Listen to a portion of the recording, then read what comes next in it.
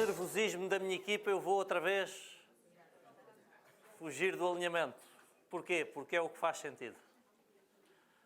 Os nossos alinhamentos vão sendo afinados à medida que nós vamos testando as coisas, não é?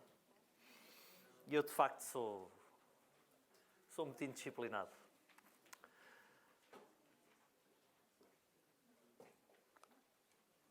O meu próximo argumento,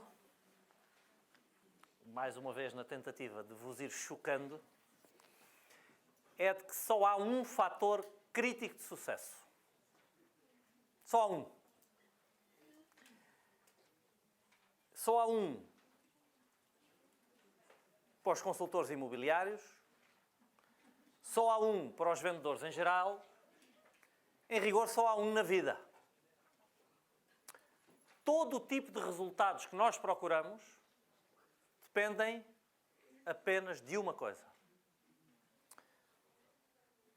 Resultados comerciais, resultados na saúde, resultados na forma física, as finanças, relacionamentos, dependem de uma coisa. As escolhas que nós fazemos sobre a forma de usar o nosso tempo.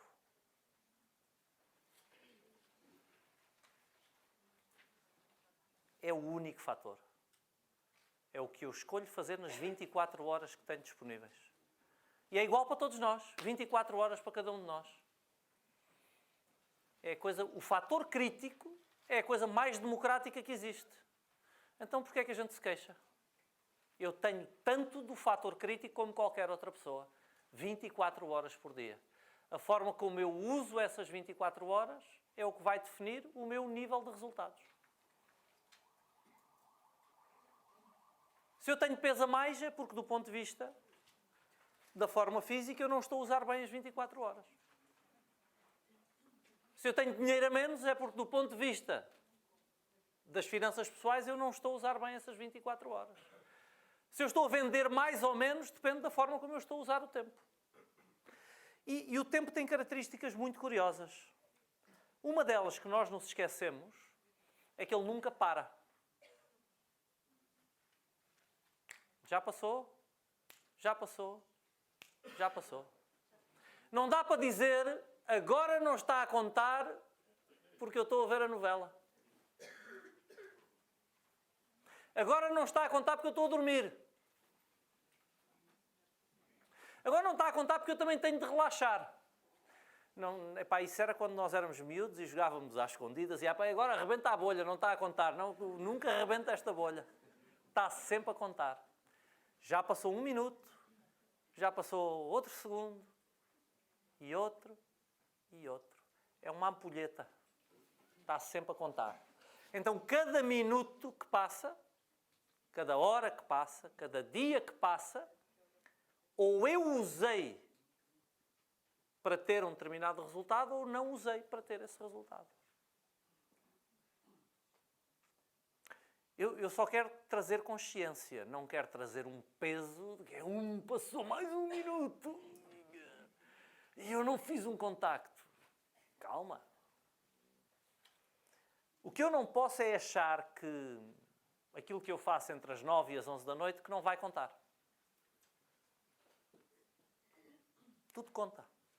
Aliás, é uma das primeiras regras das vendas. Tudo conta. Oh Paulo, mas eu entre as 9 e as 11 da noite eu não tenho o direito de relaxar e ver a novela. O meu caro amigo tem todos os direitos do mundo. Pode ver a novela, pode ver o reality show, pode ver notícias, pode dormir. Eu não tenho o direito de dormir 8 horas, até tenho o direito de dormir 12. É como a história que eu via com o meu filho, desde que seja uma escolha consciente. Agora, se eu estiver a dormir 8 e outro fulano estiver a dormir 6, a ele sobram-lhe 2 horas que ele pode aplicar de outra forma. Eu não estou a recomendar que vocês durmam 6 horas. Ou que vocês não durmam. Não, é porque às vezes é importante, da forma como eu digo as coisas, eu sei que às vezes sou mal interpretado. Pô, o gajo é doido, o gajo diz para a gente não dormir. Não. O que eu digo é, tenham consciência. Aliás, eu adoro dormir. A minha média é seguramente perto das 8 horas. Porque eu também acho que é importante dormir para repousar, para me sentir bem. Porque a vida não é só resultados. A não ser que eu escolha que seja. A minha não é. A minha é comer, comer, comer. Isso é que eu gosto. Para que ter resultados? Para comer melhor. Para que ter resultados? Para beber melhores vinhos. Só para isso. É o que eu gosto. Comer e beber.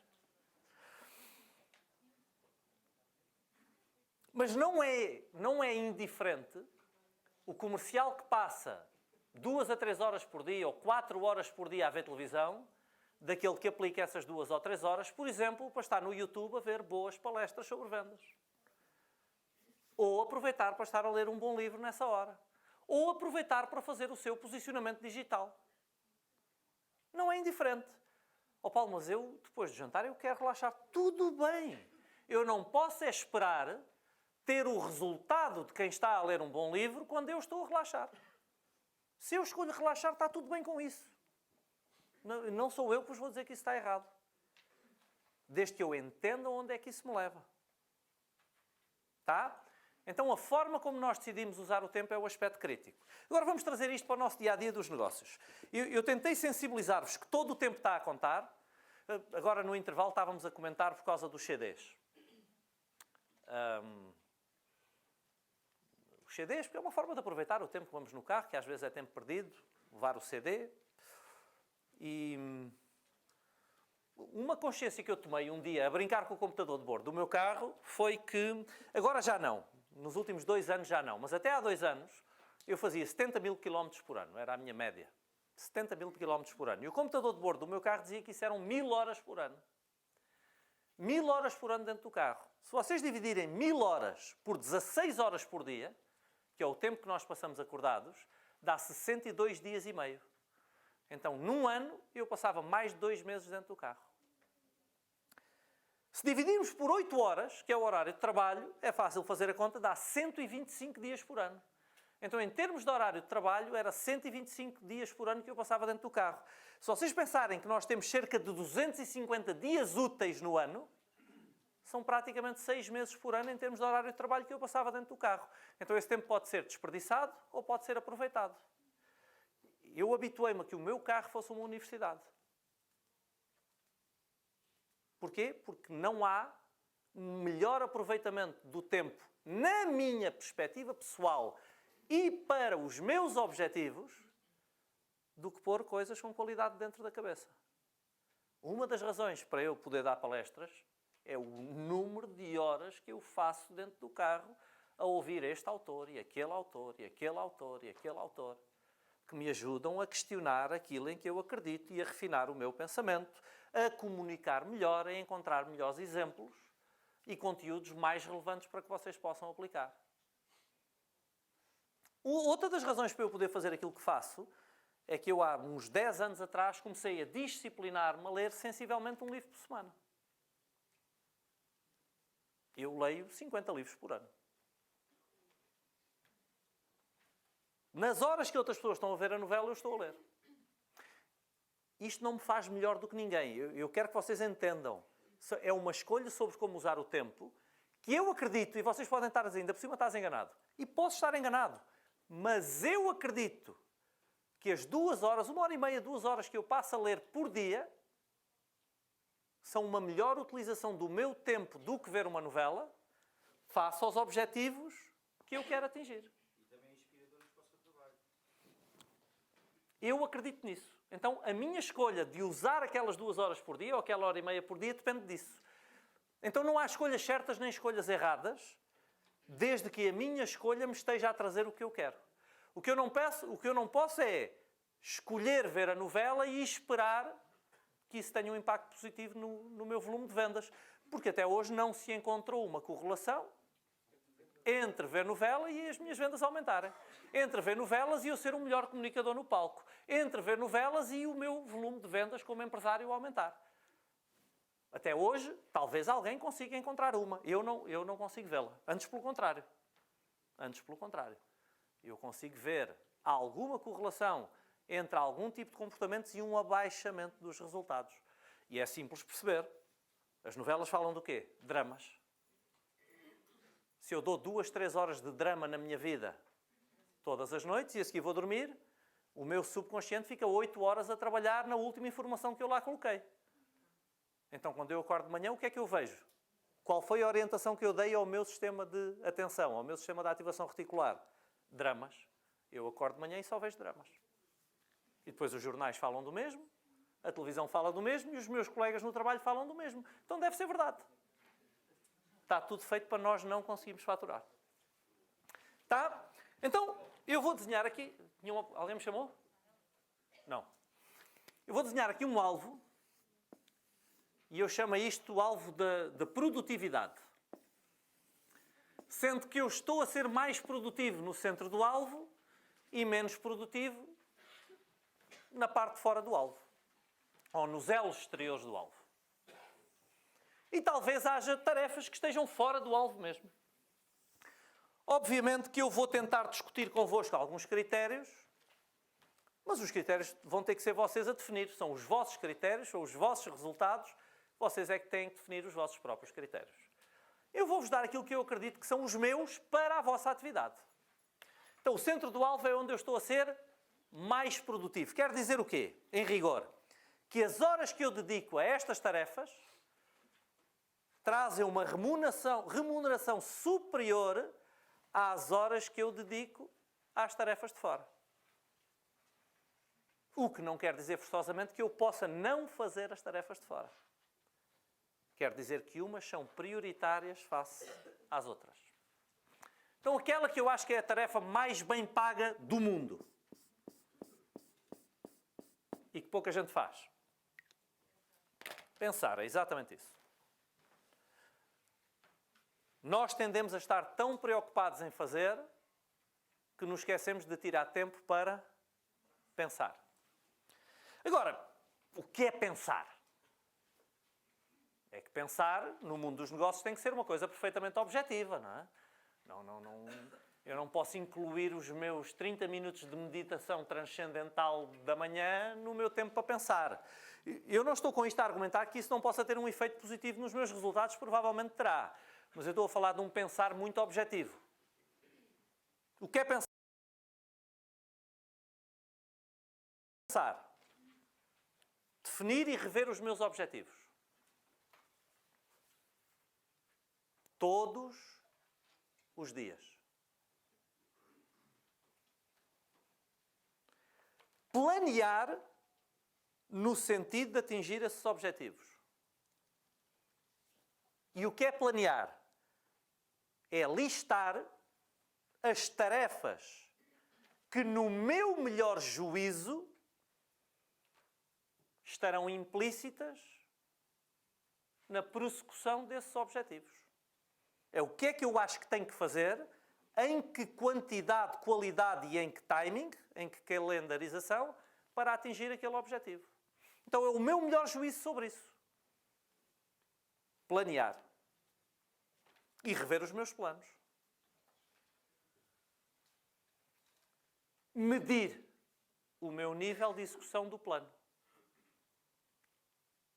Tudo isto são tarefas diárias. O que é que eu fiz? O que é que eu não fiz? Estou atrasado? Estou adiantado? Última coisa. Encontrar estratégias de afinação. É o que é que eu tenho que ir mudando. Para um consultor imobiliário médio, isto podem ser 10 a 15 minutos por dia. Só que são os 10 a 15 minutos mais bem pagos de todos.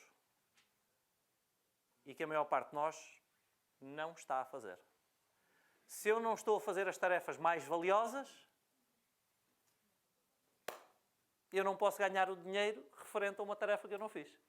Faz sentido ou não? Não. Então, para mim, essa é a tarefa mais importante de todas. Tempo para pensar. Objetivos, planeamento, medição e afinação de estratégias. Como? Normalmente é a resposta à pergunta como. Como é que eu atinjo os meus objetivos? Como?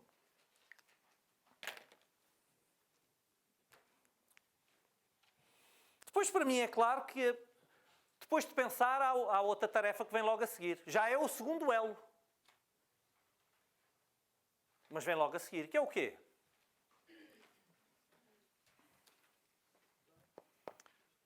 Mostrar os imóveis que eu angariei. Desculpem, não esqueçam o que eu acabei de dizer agora. Esqueçam o que eu acabei de dizer agora. Até porque isso depende da minha maturidade como consultor. Tá? Isso depende muito da minha maturidade como consultor. Se eu for um consultor de muito volume de faturação, eu até já posso ter entregue essa tarefa a outra pessoa. Então vamos dizer que é angariar imóveis.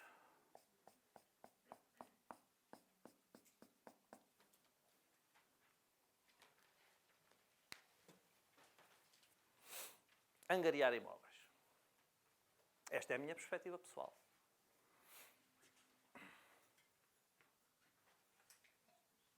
Então isto implica apresentar estudos de mercado ou negociações de preço, fazer negociações de preço com clientes. Logo a seguir, provavelmente está a visitar imóveis para angariação.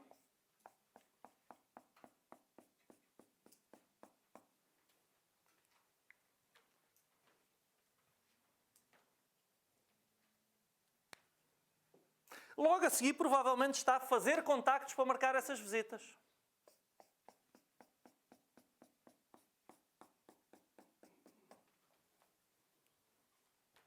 Fazer prospecção é importante? Sim. Alguém algum dia vos disse que não é importante? Mas eu ainda não pus aqui.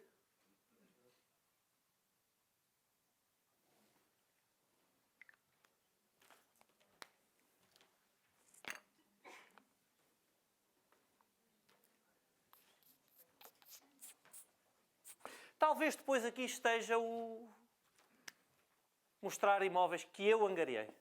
Que eu angariei. Não são angariados por colegas meus. São imóveis que eu angariei.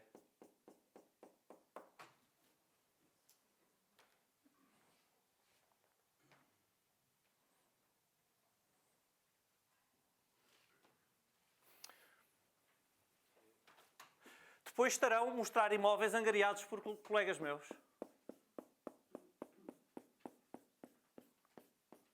É pá, ó Paulo, então mas tu és egoísta, tu privilegias os imóveis que tu angarias face aos imóveis angariados pelos teus colegas. Sim, eu sou mais produtivo a mostrar imóveis que eu angariei. Porquê? Porque a comissão é maior do que a mostrar imóveis angariados por um colega. Ó pá, mas isso não é fofinho. I'm sorry. Vocês não vêm aqui para fofura. Cursos fofinhos não é o Vilhena, de certeza. Não, pessoal, mais bonito ou menos bonito, mais enquadrado ou menos enquadrado com aquilo que a vossa agência defende, é um facto que eu sou mais produtivo quando mostro um imóvel meu do que quando mostro um imóvel de um cliente. É um facto. De um colega. Desculpa. Nós podemos gerar aqui um montão de novos elos. Então, logo a seguir, talvez esteja eu a atender clientes compradores.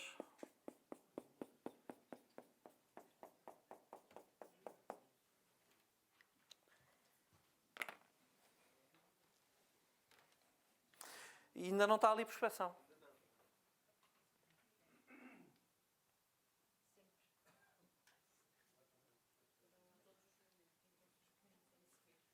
Não é isso que vocês vão ouvir de mim. Isso é vocês a tentarem confirmar aquilo que vocês gostavam de ouvir.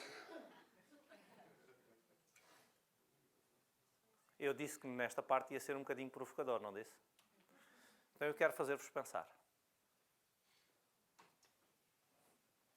Mas também ainda não vos disse para não fazerem prospecção. Pois não? Não ouviram isso da minha boca.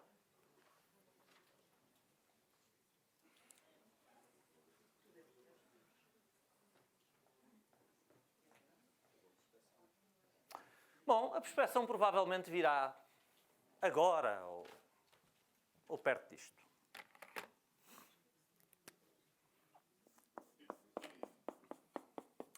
É uma coisa que eu tenho que fazer, mas eu não sou nem de perto nem de longe tão produtivo quando faço prospecção do que quando faço estas coisas.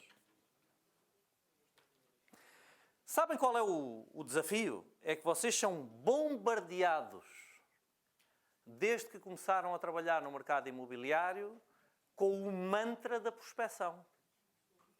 Prospecção, prospecção, prospecção, prospecção. Tenho uma unha encravada. Prospecção. A resposta para tudo, sempre que a vida não corre bem, é mais prospecção.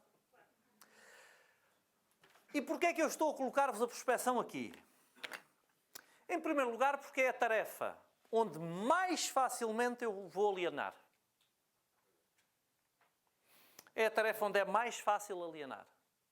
E é a tarefa, porque, reparem, prospecção é um saco tão grande que dá para pôr quase tudo lá dentro. Então eu posso andar a fazer uma série de coisas pouquíssimo produtivas e o meu diretor andar-me a dar palmadas nas costas a dizer, epá, fogo, espetacular. Mais dia, menos dia a coisa vai correr bem, porque tu fazes tantas horas de prospecção.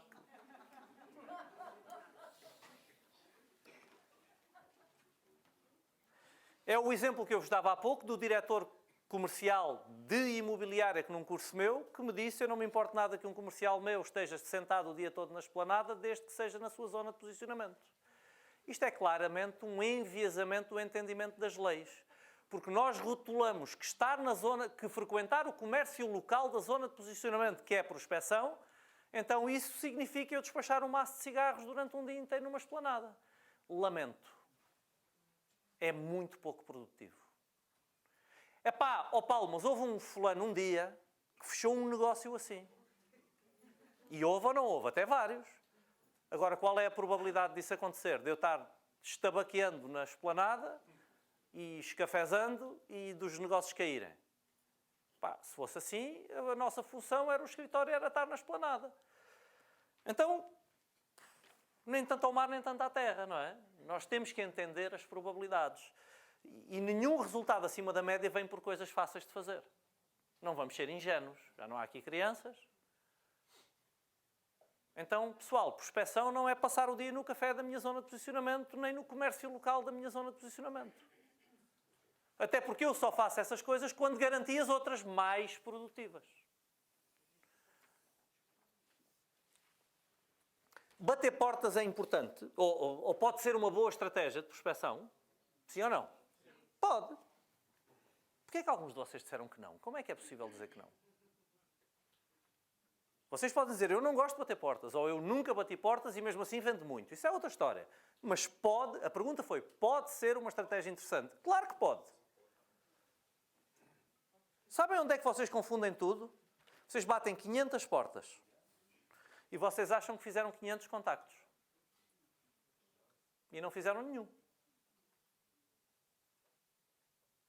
Não, vamos assumir que as pessoas abriram. Não é? Estava lá alguém.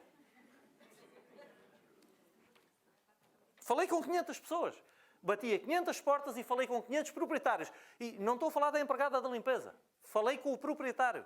Mas não fiz nenhum contacto. Porquê? Porque um contacto é alguém que tem o imóvel para vender. Se nenhum dos 500 proprietários com quem eu falei está vendedor do imóvel, então isso foi tempo perdido. Não, não foi tempo perdido, porque eu estou a criar o meu posicionamento, a dar-me a conhecer, a criar a minha reputação, mas tenho de ter a noção que isto não entrou no meu funil de vendas. Eu não iniciei o processo comercial com nenhuma daquelas pessoas. Eu estou a fazer uma estratégia de marketing que a prazo eu espero que possa vir a gerar um contacto. A prazo.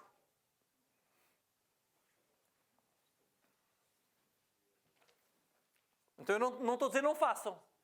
Estou a dizer é não se iludam. Não batam a 500 portas a pensar que vão fazer 200 ou 300 mil euros em comissões no final do ano porque batem muitas portas. Dar-vos o exemplo que eu mais gosto. Eu adoro este exemplo.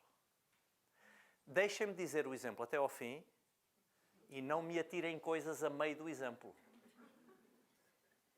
Nem me digam que eu sou uma besta entregue, vendida ao capitalismo e que estou a aconselhar-vos a fazer uma coisa ilegal. Ouçam até ao fim, porque eu quero que vocês entendam uma ideia. Eu, muitas vezes, dou exemplos disparatados só para mostrar uma ideia. Se bem que este talvez não seja tão disparatado assim, é só um bocado disparatado.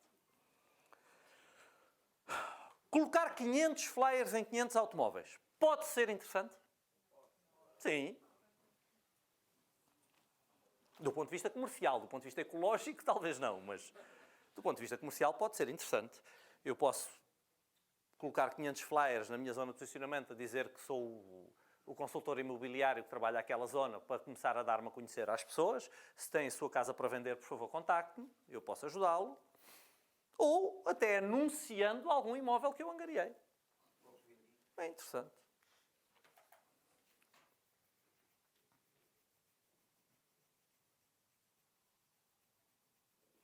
$500 flyers. Vamos imaginar que eu levo uma manhã a colocar os 500 flyers. Estamos a assumir que é uma tarefa que nos parece interessante. Há alguma produtividade nisso. A questão é quanta produtividade há nisso. Se eu contratasse alguém para me distribuir flyers, quanto é que eu pagava a essa pessoa? A resposta é o equivalente a salário mínimo. Porque é uma tarefa não qualificada, qualquer pessoa é capaz de fazer. Um gaiato com 12 anos é capaz de fazer. Se um gaiato com 12 anos é capaz de fazer, o que é que isto significa? Que, em rigor, é o equivalente a salário mínimo porque a lei não me permite pagar menos. Porque o valor real de mercado dessa tarefa seria inferior ao salário mínimo. Em rigor, se eu agarrar num gaiato de 12 anos e lhe disser pões-me estes 500 flyers nestes 500 automóveis e eu ofereço 2 bolas de gelado no final da manhã, ele vai e faz. Eu não estou a recomendar que vocês façam. Essa é outra discussão que nos levava muito longe. Eu preferia que o meu filho tivesse a distribuir flyers a troco de 2 bolas de gelado do que estar em casa a jogar videojogos. Mas isso é uma coisa minha, vocês já perceberam que eu como pai não sou grande coisa. Pronto, mas a discussão não é essa. É qual é o valor de mercado disto. Interessar uma criança, porque uma criança é capaz de fazer. Não é permitido que andem chimpanzés na rua, senão eles conseguiam fazer também.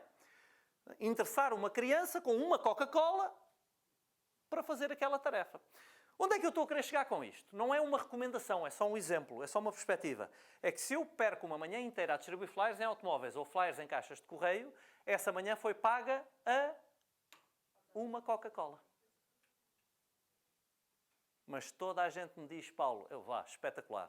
E eles comentam entre, o Paulo todas as manhãs, flyers, flyers, flyers, flyers. O Paulo vai e o Paulo bate portas e Ok, quanto é que o Paulo faturou? Nada, mas pá, ele vai chegar lá. Mas ele vai chegar lá.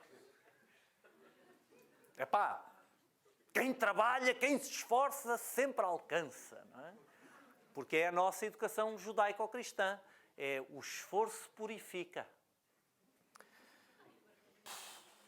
Agora vai-me sair uma coisa que não vai ficar bem. Não é bonito e ainda por cima vai ficar gravado. É que o esforço purifica, mas não enriquece. O esforço pelo esforço. O esforço alienado. Uma das maiores referências da minha vida, pelo menos 2 vezes lembrou-me.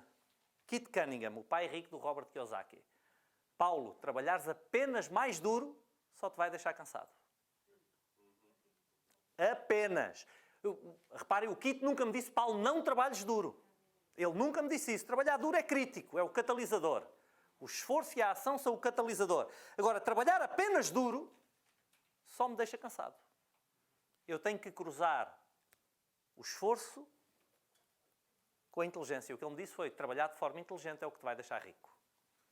O que é esforço inteligente? É ter a noção de onde está cada tarefa dentro do alvo. É ter a noção de 2 coisas, e eu gostava que vocês tomassem nota destas. Ter a noção do que fazer primeiro e do que fazer depois. Ter a noção do que fazer e do que não fazer.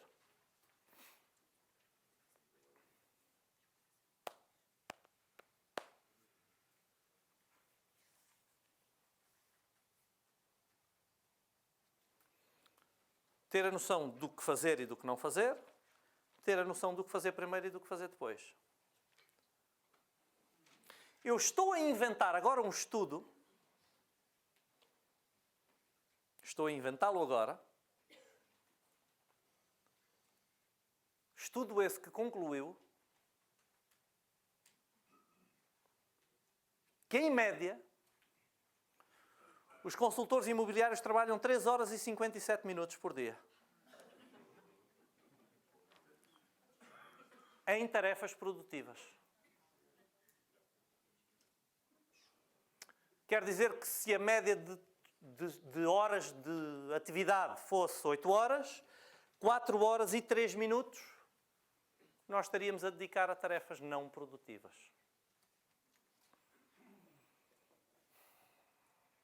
Eu acabei de inventar esse estudo e fui claro em relação a isso, mas a realidade não deve andar muito longe, porque os mesmos números apareceram num estudo da Pricewaterhouse aqui há uns anos atrás, face às profissões em geral na Europa do Sul. Sendo que nós não temos sequer que cumprir horário, provavelmente no nosso caso não é igual, talvez seja ainda pior. Muito interessante é que nesse tempo não havia redes sociais, no tempo em que este estudo foi feito.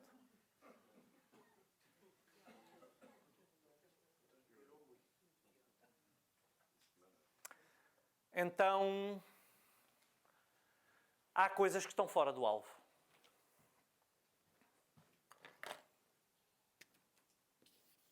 Cafezinho, cigarrinho, converseta da tanga no café mais próximo da agência ou na copa da agência.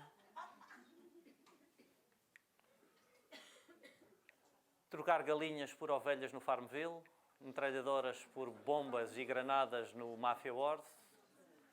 Bater recordes do Candy Crush Saga.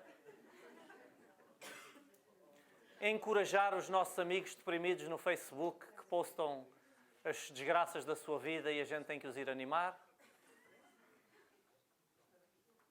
Comentários palermas sobre a corrupção no futebol.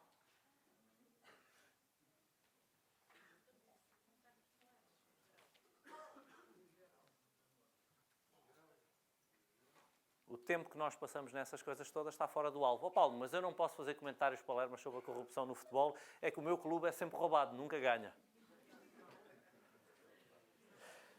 Fora do alvo. Não vai ajudar a que tu vendas mais. Podes fazer o que tu quiseres, o Facebook é teu. Quem não quiser ver os teus comentários palermas, desamiga-te. Mas tu podes fazê-los. Agora, cuidado, dependendo de qual é o teu clube, provavelmente metade dos clientes que vir, ou potenciais clientes que viram os teus comentários palermas, pode não gostar e deixar-te de comprar. Então, talvez não apenas não ajude a venderes mais, como talvez contribua para venderes menos. Então, cuidado com aquilo que partilhas da tua frustração pessoal no Facebook. Há coisas que a gente pode guardar para partilhar só junto dos amigos mais íntimos ou no grupo do WhatsApp dos ressabiados.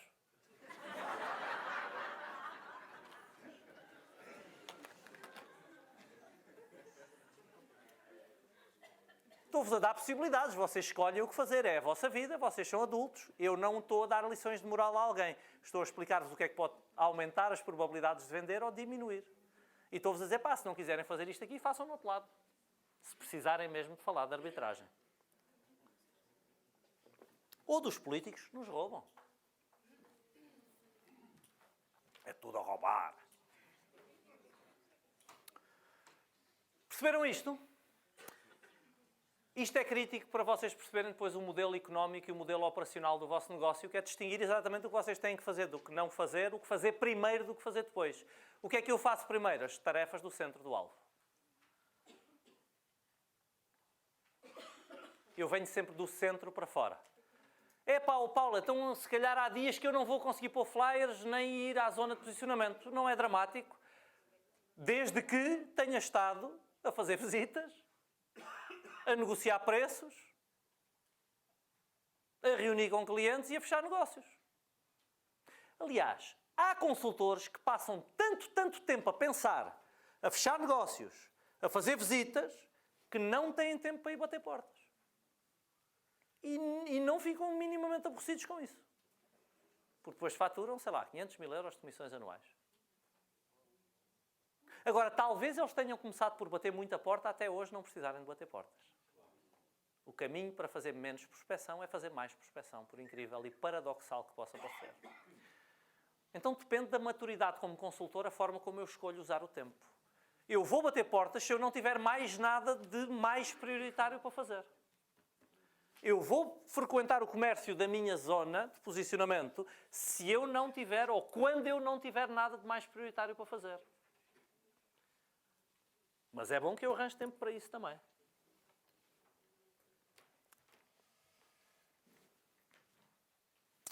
Muito bem, então vamos pensar na origem dos nossos contactos.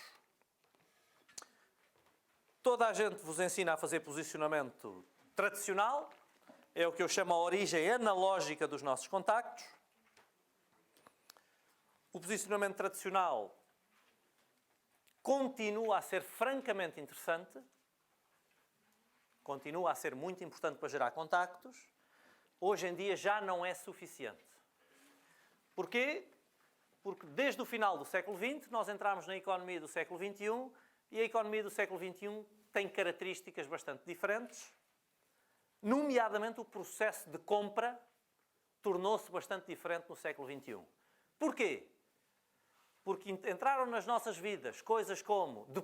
isto no seguimento de um processo de globalização e abertura das fronteiras, que faz com que a concorrência tenha aumentado bastante. Nós entramos no mundo da internet, da TV por cabo e dos aparelhos móveis. No mundo da internet, da TV por cabo e dos aparelhos móveis, as pessoas começam a encontrar o que precisam de comprar aqui. Há aqui uma coisa que se chama Google e a gente pode encontrar qualquer informação existente no mundo nesta coisa do Google. No século XX não era assim. Eu, quando fiz o meu trabalho de final de licenciatura no final dos anos 90, passei dias no Instituto Nacional de Estatística a lamber papel e a não encontrar a informação que eu precisava. Hoje eu venho aqui ao Google e tinha tudo aqui direitinho, sem erro. Então, quando um de vocês me liga, eu posso não atender. Eu não preciso de vos atender. Quando um de vocês me deixa um flyer, eu não preciso ver o flyer. Eu não quero saber do vosso flyer. Porquê? Porque no dia em que eu quiser vender a minha casa, venho ao Google e escrevo vender casa.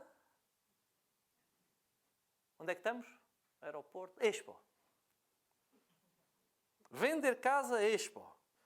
Deixa eu ver o que é que aparece. Aparece aqui uma série de coisas que eu sei que são pagas. Estas não me interessam. Quero saber o que é orgânico. Aparecem aqui uns sites. Imo Virtual, OLX, Casa Sapo. E de repente aparece aqui o nome de uma imobiliária. Alguém nesta imobiliária está a fazer um trabalho melhor do que as outras. Não vou dizer qual é.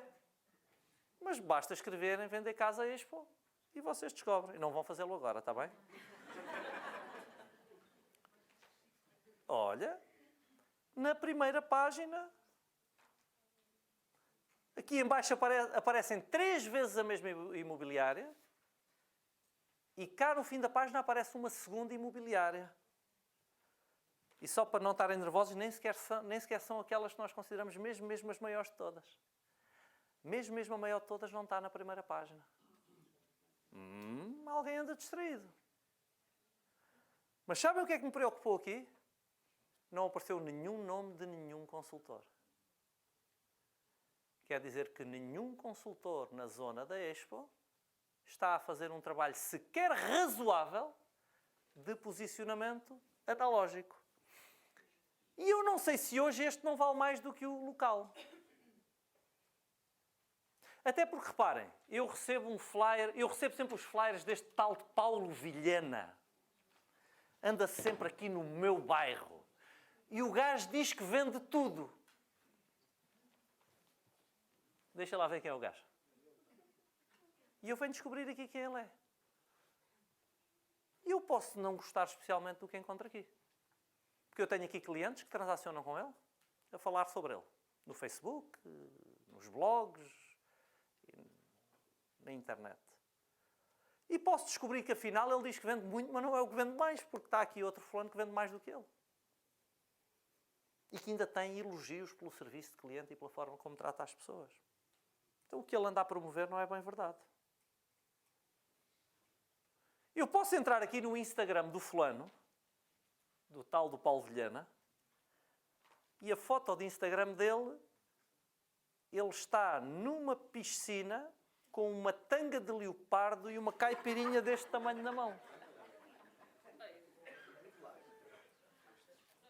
Isto diz alguma coisa sobre a competência profissional deste fulano?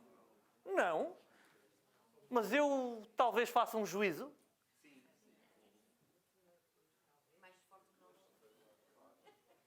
Só deixar a possibilidade no ar.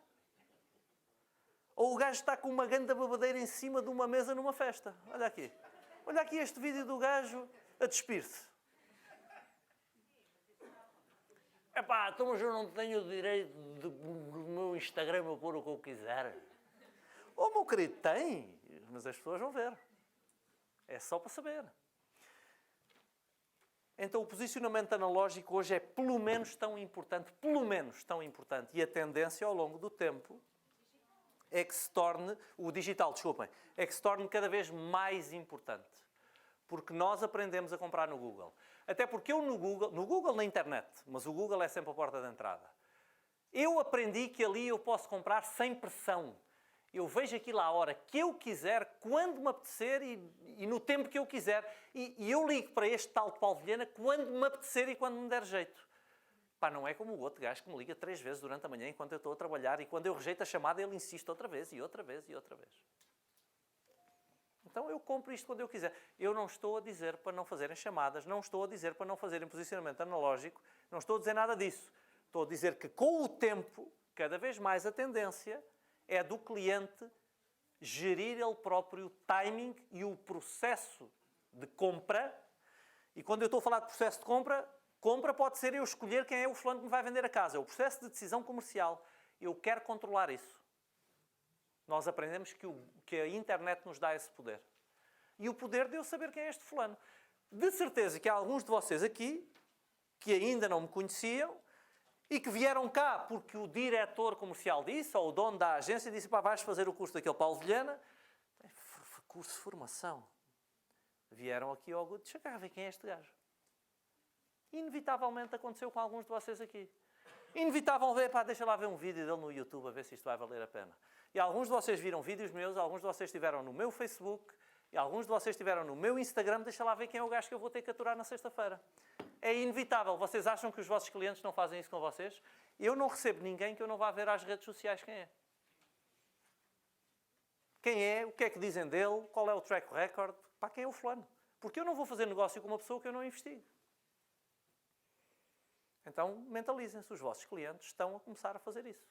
E muitas vezes vocês não sabem porque é que a angariação não veio. Outra coisa, se eu for à procura deste tal de Paulo Vilhena nas redes sociais e ele não existir, não é bom. O fulano é comercialmente irrelevante. Eu não encontro nada sobre este fulano. Aliás, nem sequer me dá conforto nenhum fulano que eu vou às redes sociais e nem vejo quem é. Alguns de vocês é com orgulho que me dizem: por isso é que eu não entro em nada disso nas redes sociais. Tem um problema.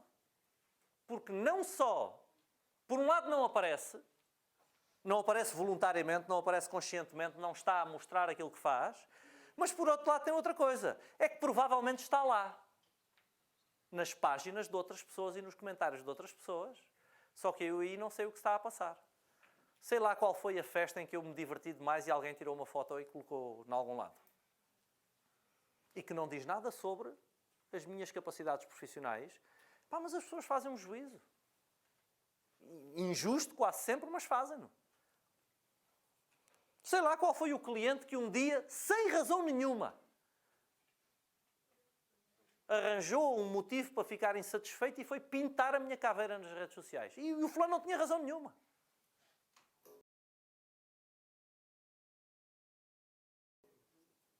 Sei lá qual foi a história que inventaram sobre mim agora. Isso nunca acontece. Nunca ninguém inventa histórias sobre nós. O que contam sobre nós é sempre verdade, não é? Então tudo isso vai contar. Então o posicionamento analógico é cada vez mais crítico para vocês. Eu já vos vou falar um bocadinho mais sobre isso. Digital, desculpem. Já vos vou falar um bocadinho mais sobre isso depois do almoço. Este não é um curso sobre posicionamento digital, mas vou-vos falar um pouquinho mais sobre isso. Então, a origem dos contactos pode ser analógica, pode ser digital. Execução dos contactos. Lembram-se de eu vos falar num padrão matemático que está subjacente às vendas de imóveis? Lembram-se disso? Sim ou não? Qual é o padrão matemático?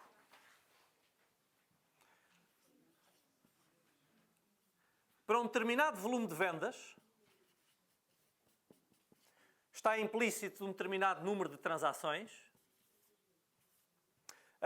Este símbolo que eu desenhei aqui é cardinal, significa número de transações, tá? Não é hashtag transações. Só para a rapaziada mais nova, a malta mais madura sabe que é cardinal. Está implícito a um determinado número de vendas um número X de transações. Para um número X de transações está implícito um número X de angariações.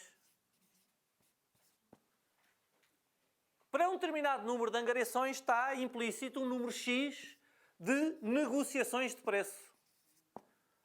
Podem ser análises comparativas de mercado, estudos de mercado, aquilo que vocês quiserem chamar-lhe, ou simplesmente o processo de negociar o preço da angariação. A um determinado número de negociações está implícito um determinado número de visitas de imóveis, visitas de angariação, e a um determinado número de visitas está implícito um determinado número de contactos.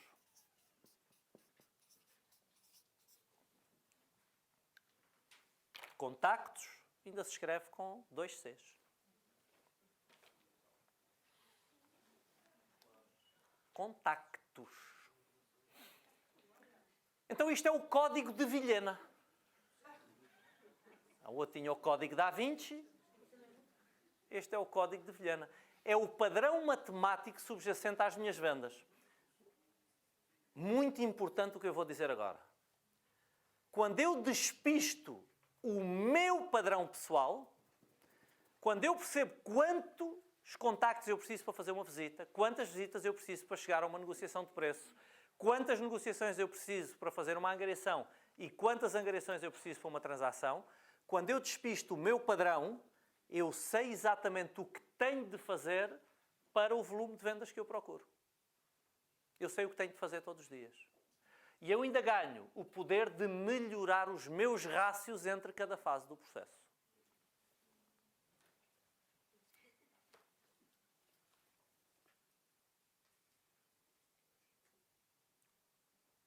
Mas há um aspecto que é crítico. Quantos mais contactos eu fizer, mais vendas vou fazer.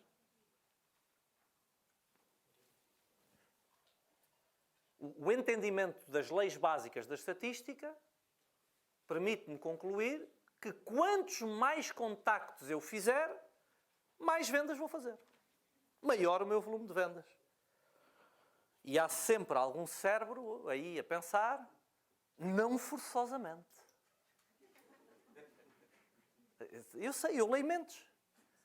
Não porque os contactos depois podem ter menos qualidade e as taxas de conversão vão ser inferiores e mais contactos podem representar menos vendas. Meu caro amigo, isso mostra um profundo não entendimento das leis da estatística. Porque por muitas voltas que vocês tentem dar-me a encontrar furos no meu raciocínio, mais contactos representarão sempre mais vendas ou pelo menos igual. Nunca mais contactos vai representar menos vendas. Estatisticamente. E se houver alguma exceção a isto, será o tal outlier. É a tal figura, a aberração estatística que não é considerada na amostra. Porque a lógica estatística, lei das médias, não se brinca com as leis, que a gente magoa-se, mais contactos, mais transações, maior volume de vendas. Principal razão para nós falharmos nos contactos. ou seja, precisarmos de demasiados contactos para visitas. Principal razão para esta taxa de conversão tender a ser baixa.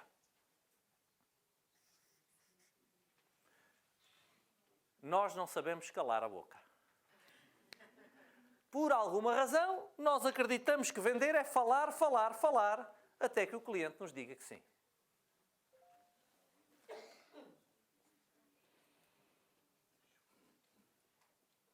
Normalmente um contacto faz-se por telefone, correto?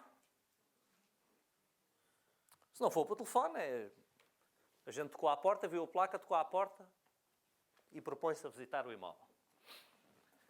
O cliente está a vender a casa. Significa que ele quer mostrá-la. Sim? Ele não vai poder vender a casa sem a mostrar. Eu ligo para uma pessoa que quer mostrar a casa e consigo não ir vê-la. Não é engraçado? Eu estou a telefonar para uma pessoa que quer mostrar a casa e eu consigo não ir vê-la. Porque não sei calar a boca. O telefone serve para uma coisa. O telefone é uma das maiores ferramentas de qualquer vendedor.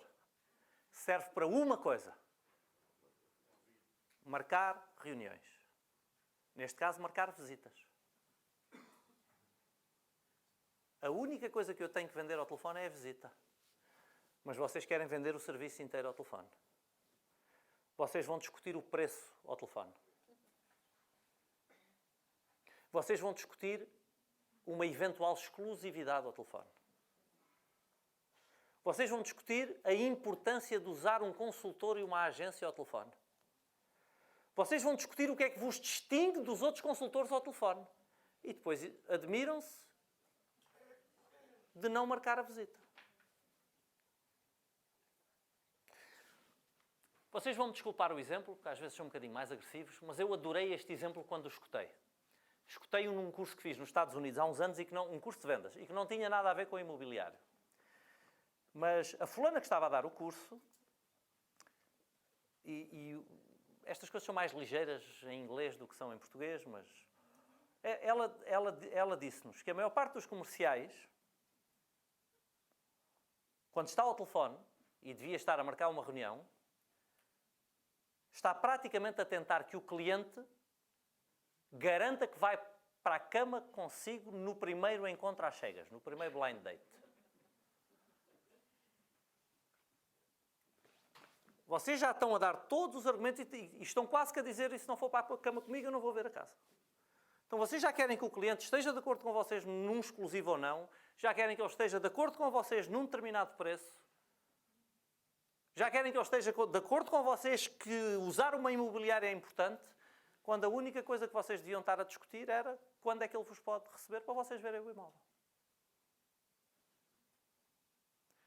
Não há nada que o cliente vos possa dizer que justifique não ir ver o imóvel.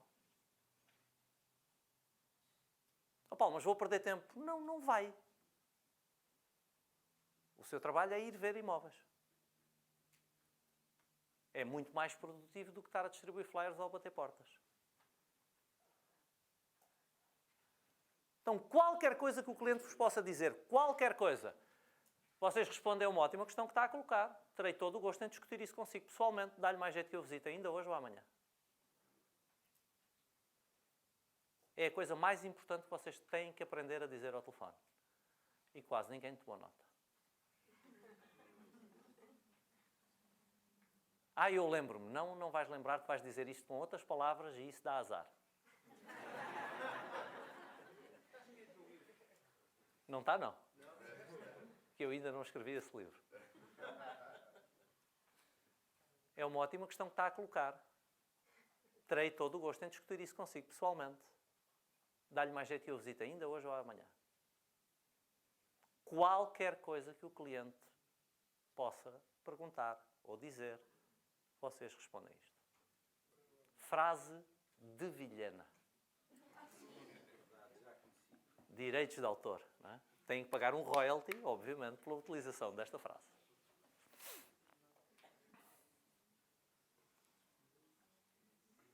E não há nada que o cliente possa dizer que vocês não possam aplicar esta frase. Há clientes mal educados? Em Lisboa não, para não? Há clientes que podem insultar o consultor ao telefone? Alguém tem um exemplo assim do insulto pior que ouviu ao telefone? Assim, a coisa mais ordinária que um cliente possa ter dito. Não precisa ter sido convosco, pode ter sido ouvido falar de um colega. Quem é que tem? Quem é que tem uma? Só uma pessoa que possa partilhar um. Ninguém quer partilhar? Uau. Então é porque não foram assim insultados a sério. Eu estava a pensar qual pode ser o pior insulto que um cliente pode fazer a um consultor. Isso não é um insulto, isso até ele tem razão. Isso até é um incentivo. Isso até é um incentivo. Um insulto é qualquer coisa do género. Você sabe porque é que eu não sou seu pai? Porque era o último da fila. Isso é que é um insulto. É uma ótima questão que está a colocar. Terei todo o gosto em discutir isso consigo, pessoalmente. Dá-lhe mais jeito que eu lhe parta o focinho hoje ou amanhã.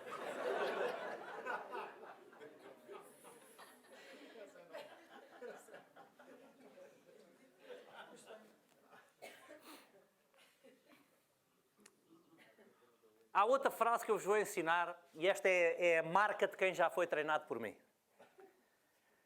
Mas esta é a ferramenta de último recurso. É aquele botãozinho vermelho que é quando nada mais funcionou. Vocês carregam naquele botãozinho que é o botão de Vilhena. Eu agora tenho que pôr o meu nome em tudo. É da idade.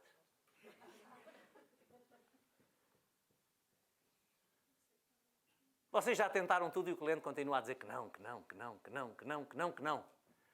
E vocês dão mais uma volta, perguntam outra coisa e ele diz, não, não quero recebê-lo, não quero agências, não quero nada. Vocês dizem, sim senhor, Sr. Vilhena, já entendi, não quero roubar o seu tempo, deixe-me só perguntar-lhe uma última coisa. Na eventualidade de eu ter um cliente para a sua casa, o senhor não... Qual posso mostrar? Isso não existe. Na eventualidade de eu ter um cliente para a sua casa, o senhor não pondera de todo a minha ajuda para fazer um negócio?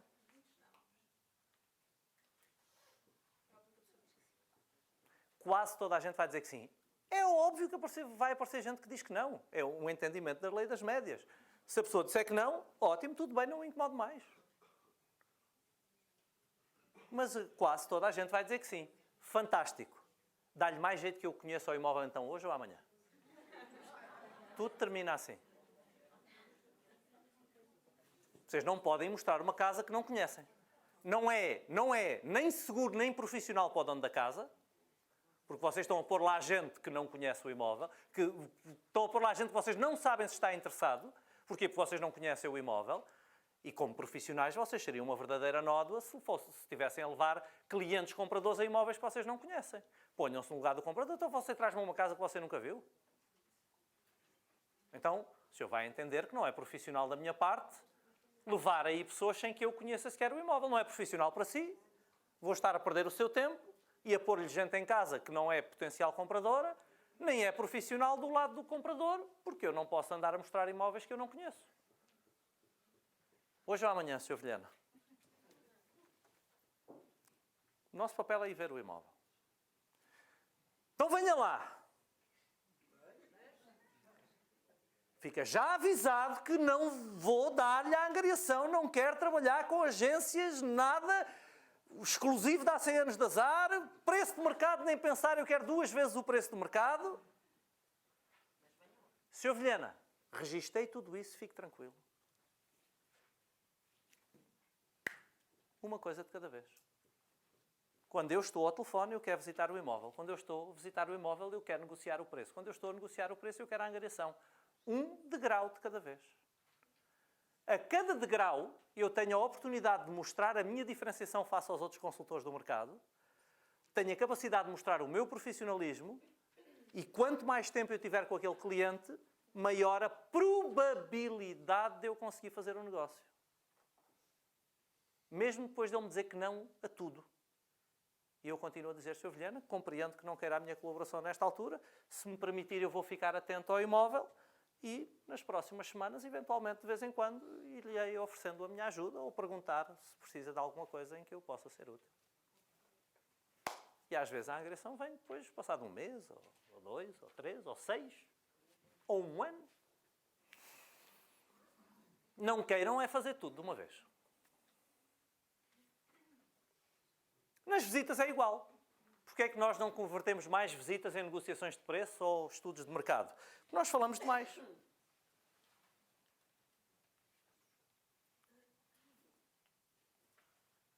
Visita Paulo Vilhena. Sr. Vilhena, muito obrigado por me ter recebido e permitir que veja o seu imóvel. Eu hoje vou-lhe tomar apenas 10, 15 minutos no máximo. E se estiver bem para si, eu gostava de lhe apresentar a forma como gostava que aproveitássemos o nosso tempo hoje. Parece-lhe bem? E fazemos assim com a cabeça. O que é que acham que ele vai dizer? Sim, diga lá. Fantástico, Sr. Vilhena. Então, eu hoje apenas quero conhecer o imóvel, as suas principais características, entender a sua motivação de venda, para conseguir perceber se o posso ajudar a vender. Amanhã eu venho cá ter consigo e apresentar-lhe a eventual forma de colaborarmos. Se estivermos de acordo, ótimo. Se não estivermos, tudo bem na mesma. Parece-lhe bem que levemos as coisas desta forma e voltamos a fazer assim com a cabeça. E se ele disser que sim, eu digo, então, posso-lhe pedir que me mostre então a casa? E vou fazendo perguntas de detalhe sobre a casa e perguntas de detalhe sobre a razão de ele estar a vender. E ele diz, vocês trabalham em exclusivo? Sr. Vilhena, neste momento aquilo que é importante para mim é perceber se eu posso ajudar a vender o imóvel. Todos os detalhes sobre uma eventual relação nós discutimos amanhã.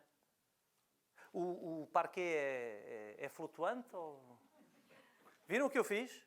Eu chutei a resposta para depois e desviei a atenção dele com uma pergunta de detalhe de outro tema. De quanto é que isto vale?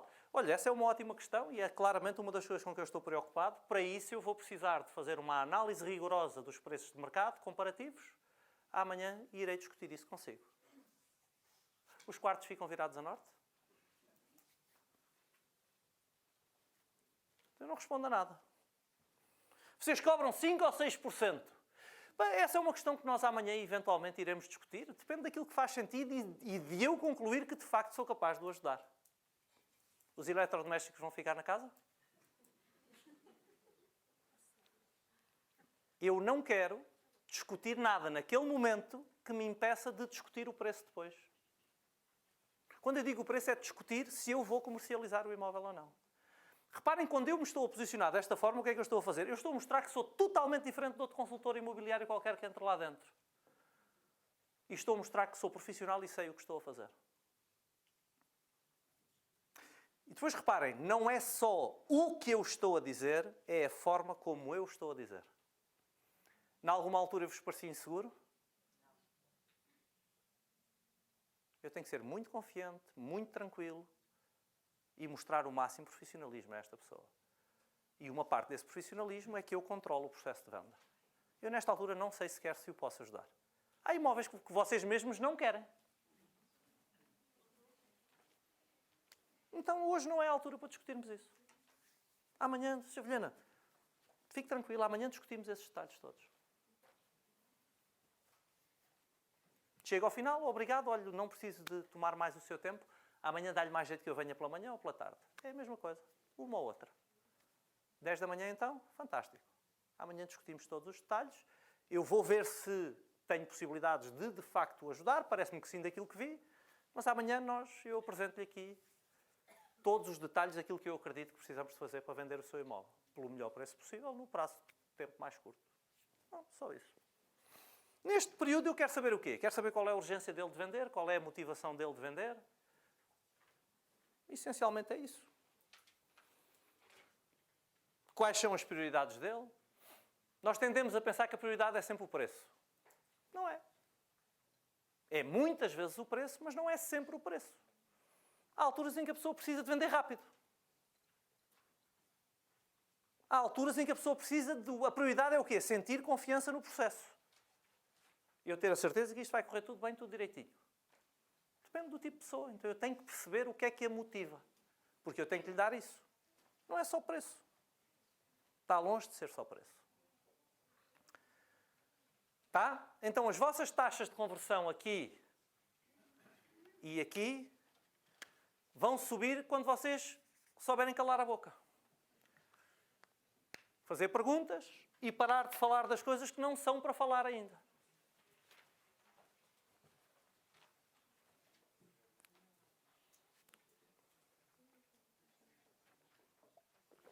Depois, temos a questão do aberto versus do exclusivo.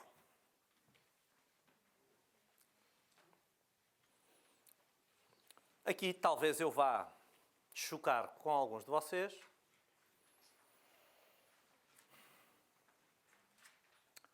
O que é que eu vos quero dizer a título de enquadramento?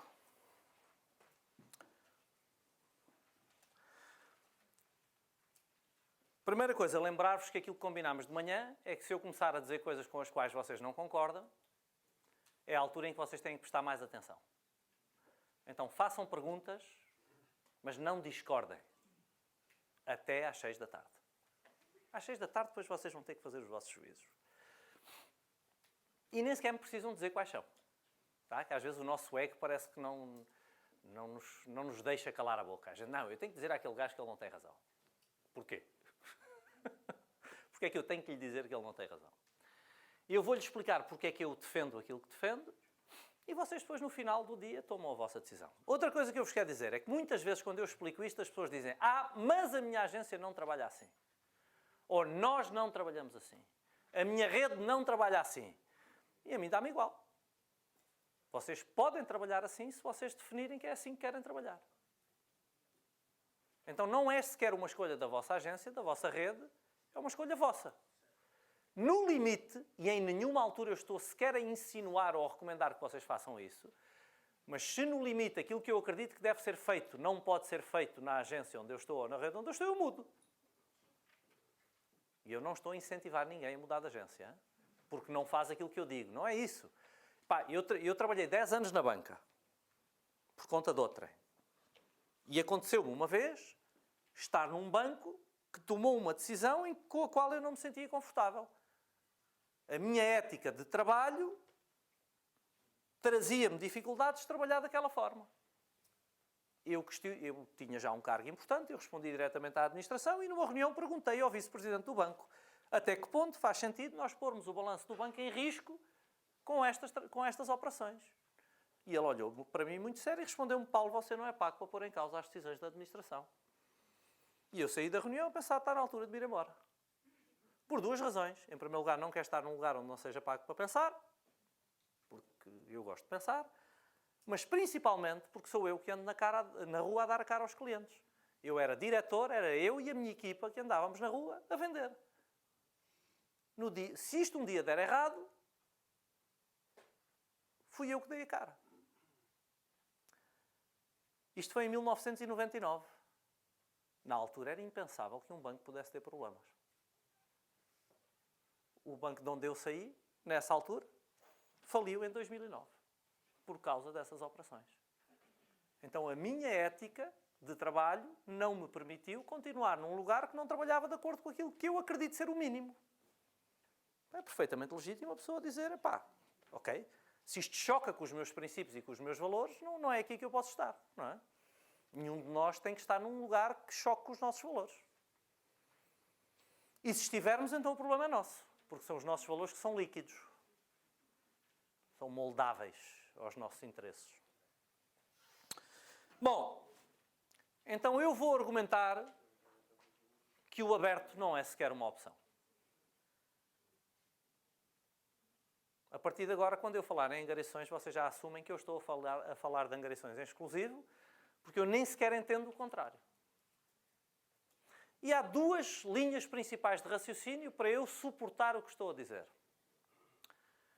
Primeira linha de raciocínio, uma questão de produtividade. Eu sou 4 vezes mais produtivo quando trabalho em exclusivo a preço de mercado do que quando trabalho em aberto. E este número eu não o tirei do ar. Este não inventei como o estudo de há bocado. Este número eu meço desde 2008. E dá sempre 4 vezes mais. E sabe o que é engraçado?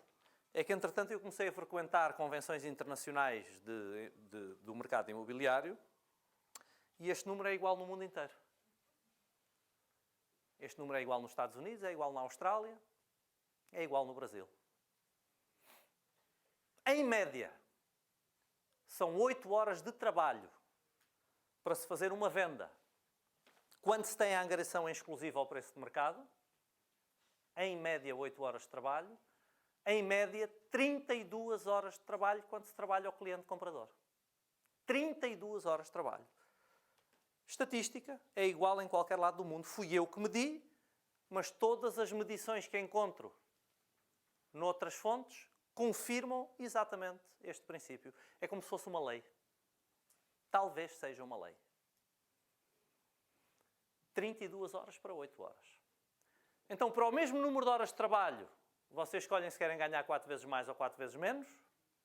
Ou para o mesmo volume de dinheiro, vocês escolhem se querem trabalhar 4 vezes mais ou 4 vezes menos? Agora, não tem sequer comparação. Quando eu trabalho no aberto, aquilo que acontece é que a minha prioridade é o cliente comprador. Porque é daí que vêm os negócios. Exclusivo sem preço de mercado. É pior a emenda que o soneto. Vou dizer outra vez. Exclusivo e preço de mercado andam de braço dado, mas bem apertadinho. Porque se eu tenho um sem o outro, é pior a emenda que o soneto. Se eu tenho exclusivo sem preço de mercado, eu pedi a um cliente que confiasse em mim, não fui merecedor da sua confiança, não vou conseguir vender o imóvel. Se eu tenho o preço do mercado sem o exclusivo, eu consegui o cliente trazer o preço do mercado ao exclusivo. Estou a ajudar outra imobiliária a vender a casa. Com o trabalho que eu fiz. Então é uma coisa que não faz sentido. Então eu sou muito mais produtivo com exclusivo do que sem exclusivo. Oh Paulo, mas tu não entendes, os clientes não querem exclusivo. Os clientes não sabem o que é o exclusivo. E agora vou ser mesmo ruim. Posso? Grande parte de vocês também não sabe. Quando digo vocês, é a classe do consultor imobiliário no geral. Os consultores imobiliários, muitas vezes, uma parte significativa, não entende o exclusivo. E se não o consegue vender, é porque não o entende. Não o entende profundamente, não entende qual é a razão de ser do exclusivo.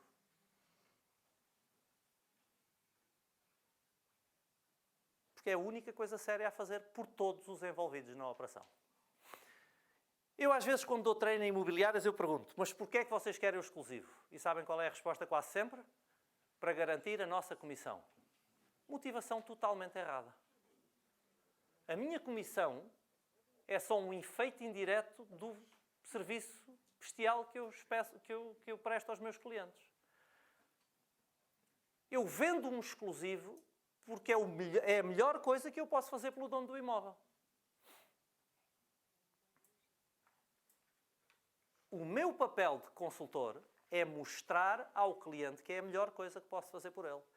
O que é a melhor coisa que eu posso fazer por ele? Aumentar a probabilidade de vender o imóvel pelo melhor preço possível no prazo mais curto, com o processo mais limpo e estruturado possível. Este é o melhor serviço que eu posso prestar ao meu cliente. Só o exclusivo garante isso. Oh Paulo, porquê é que o exclusivo aumenta a probabilidade de venda? É óbvio. Porque a promoção do imóvel é feita de uma forma muito mais enérgica. Porquê é que eu faço uma promoção mais enérgica? Porque eu sei que eu vou vender. Eu posso investir na promoção de uma forma séria. Ao passo que se eu o angariar em aberto, eu vou investir nele porquê? Só se eu for doido. Quanto mais eu investir, mais a probabilidade de eu não vender. De ser outra imobiliária a vendê-lo. Então ninguém investe. Toda a gente fica à espera que aquilo aconteça. Vamos trabalhar os compradores. E mostrar os 500 coisas que temos aqui em carteira. ser muito menos produtivos. E há muito mais consultores a vender o imóvel se ele tiver em exclusivo. Vou dizer outra vez. Há muito mais consultores a vender o imóvel se ele tiver em exclusivo. Porquê é que os proprietários dizem que não querem o exclusivo? Porque eles acham que são menos pessoas a vender o imóvel. Então acham que se multiplicarem pelas agências, que vão ter mais probabilidade. É exatamente o contrário. Se eu multiplicar por agências, eu vou desincentivar os consultores dessas agências a promoverem-no. Então eu vou ter 5, 6 agências, cada uma delas com poucos consultores, todos desincentivados a vender o imóvel. Porquê? Porque elas querem trabalhar o comprador. E não vão estar a promover um imóvel que elas sabem que a probabilidade de venderem é baixa. Então todo o esforço de vendas e de marketing é do lado do comprador. Quando eu o entrego em exclusivo, a primeira coisa que esse consultor tem a obrigação de fazer é informar todas as outras agências e todos os outros consultores de que qualquer um deles pode vender o imóvel e qual o valor da comissão que lhe é devida. Então, em rigor, eu tenho todos os consultores do mercado a vender o meu imóvel se eu o angariar em exclusivo. Todos ganham com o exclusivo. Isto para mim é mais óbvio. É tão óbvio, tão óbvio, tão óbvio, que me cai um raio em cima da cabeça e me fulmina imediatamente se eu não acredito profundamente no que estou a dizer agora. Eu nunca entregaria um imóvel para vender no aberto. Um imóvel meu. Nunca. Aliás, eu raramente vendo imóveis, eu sou muito melhor comprador do que vendedor. Mas agora até estou a vender um imóvel. E entreguei-o a uma vendedora que trabalhou comigo muitos anos e que eu sei que é uma fantástica profissional de vendas. Trabalha numa imobiliária, ela montou a sua própria imobiliária. Houve uma razão concreta para eu colocar com ela. E nós temos muita intimidade, somos muitos amigos há muitos anos, trabalhámos juntos muitos anos. Ela confia muito em mim, eu confio muito nela. E então nós fomos acertando ali os detalhes. Nojentos. Porcalhões.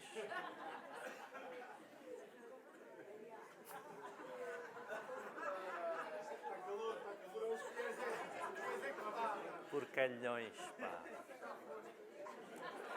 Não fui, não. Não fui, não. Bom, então fomos acertando ali tudo muito numa questão de boa fé.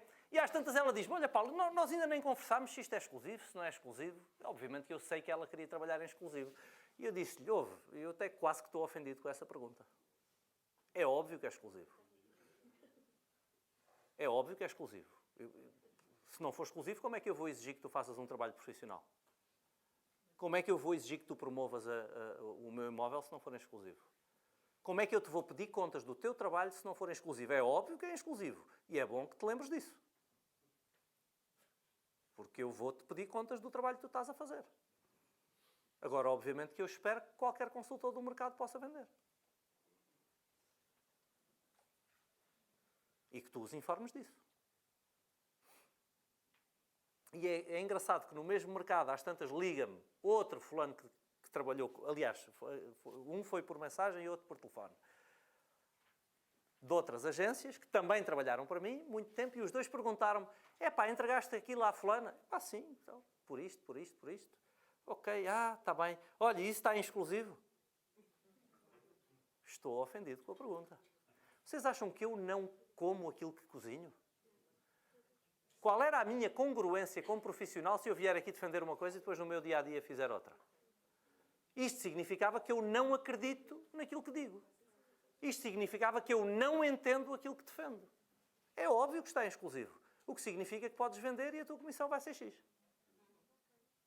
Então venda à vontade. Tens clientes? Manda para ela. Bom, as regras são estas. É tão simples como isto.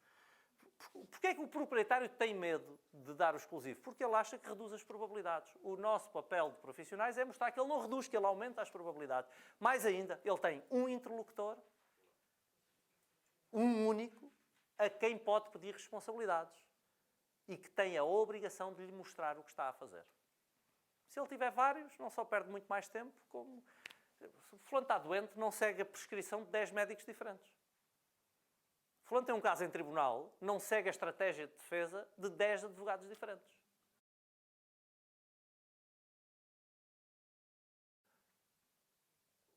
Eu não contrato 10 contabilistas diferentes para fazerem a minha declaração de rendimentos.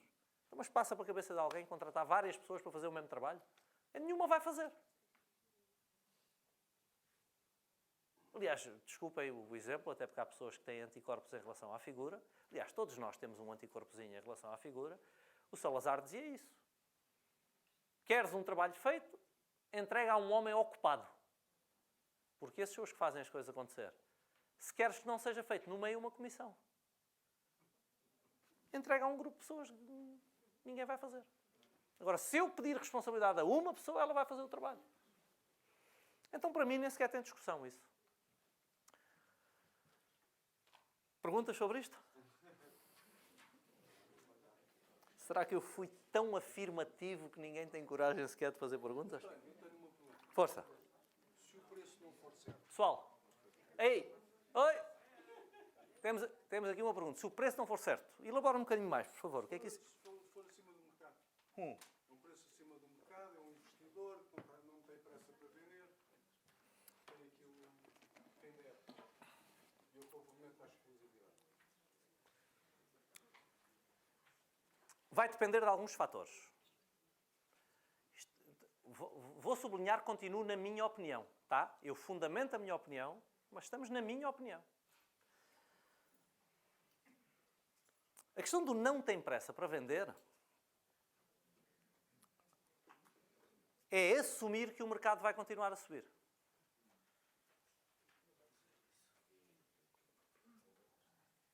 O mercado vai continuar a subir? Não sei. Não sei. Não sei. Não sei se vai... Aliás, eu não sei se ele ainda está a subir.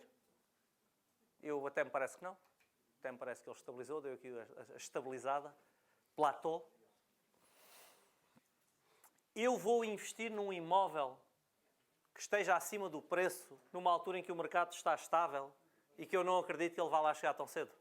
Eu vou investir a sério o meu dinheiro pessoal na promoção de uma coisa que eu sei que não vou sequer atrair visitas porque ele está fora do range de preço do mercado?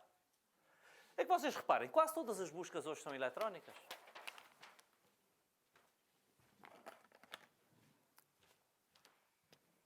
Os valores podem ser quaisquer uns. Aqui, vou usar aqui valores grandes. Moderados. 400 mil. Imóveis comparáveis no mercado. Está um por 400 mil. Está um por 398. Temos um por 395. Temos um por 405. Temos outro por 380. Estes são comparáveis. Isto é o que está à venda. Agora vamos ver o que foi vendido. Porque uma coisa é o que está anunciado e ainda não foi vendido. Outra coisa é o que foi vendido. E vendido temos um por 380, um por 375 e um por 378. É mais ou menos óbvio que o preço de mercado deste imóvel anda ali à volta dos 380. Ou seja, há um que vai sair rapidamente ali no mercado. Todos os outros estão a ajudar a vender aquele 380. Estão ali uns 395 e 398 que provavelmente vão atrair visitas para ter propostas. Tudo o que estiver acima de 400 dificilmente sequer aparece no motor de busca. Vamos supor que o cliente quer apenas 5% acima dos 400. O fulano está a pedir 420. Porque é investidor e não tem pressa. Na maior parte das buscas isto nem sequer vai aparecer. Porque quem for ao mercado vê os preços e vai procurar até 400. Eles sabem, as pessoas não são parvas e hoje têm o Google. Todos nós nos vamos informar dos preços de mercado antes de comprar. Eu não posso partir do princípio que há patos que que ainda compram coisas sem perceber quanto é que elas custam. Pode aparecer um pato de vez em quando. Mas, pá, é raríssimo. Eu vou apostar as minhas fichas, o meu dinheiro, do meu negócio como vendedor por conta própria para promover uma coisa que eu sei que não vou vender? É uma decisão vossa. Mas pior ainda é que eu talvez esteja a prejudicar o imóvel deste senhor. Porque ele vai começar a andar ali pendurado, e o mercado associa sempre uma coisa que está pendurada há muito tempo, aquilo, pá, deve ter um problema qualquer. Já vou lá. Já vi que tem a pergunta. Como consultor, eu não traria este imóvel. Uma das coisas mais importantes, aliás, Warren Buffett diz, a palavra mais importante do sucesso é a palavra não. É eu saber dizer que não àquilo que não me convém. E aqui não só não me convém a mim, mas não me convém a mim na medida em que não convém ao cliente, porque se fosse conveniente para ele, também era para mim. Se fosse bom para vender o imóvel dele, eu também ganhava a minha comissão. Agora, isto não é bom para ele, não é bom para mim, não é bom para ninguém. Nem é bom se eu encontrasse um pato para comprar isto a 420. Que profissional é que eu tinha sido de vender por 420 a um cliente meu uma coisa que vale 380? Um dia que este cliente descobrisse isso, qual era a imagem dele sobre mim? De que forma é que isto cria a minha reputação no mercado? Então está aqui uma série de coisas envolvidas. E às vezes a melhor forma de ajudar este senhor é dizer-lhe, olha, a esse valor eu não acredito que o possa ajudar por estas razões assim e assim. E se calhar ele tem que andar ali 6 meses até perceber que tem que trazer aquilo para o pé dos 400 ou um bocadinho abaixo. Agora, temos outra coisa, que é... O mercado até o ano passado esteve numa subida descontrolada. Epá, numa subida àquele ritmo, se eu tiver às vezes 5 ou 10% acima do preço de mercado, eu sei que é uma questão de 2 ou 3 meses aquilo está a chegar lá. Então eu posso ser um bocadinho, não é tudo nu, não é à vara larga, mas eu posso ser um bocadinho mais flexível com o preço. No mercado em descida, zero flexível.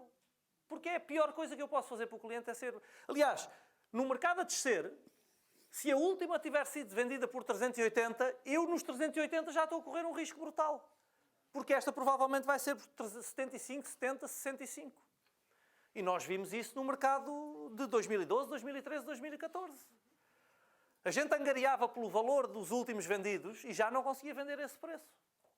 Ainda mais que muitas vezes tínhamos o valor dos empréstimos a serem maiores que o valor do imóvel e os 6 meses do exclusivo que nós pedíamos à pessoa, o mercado chegou a estar a desvalorizar mais de 1% ao mês.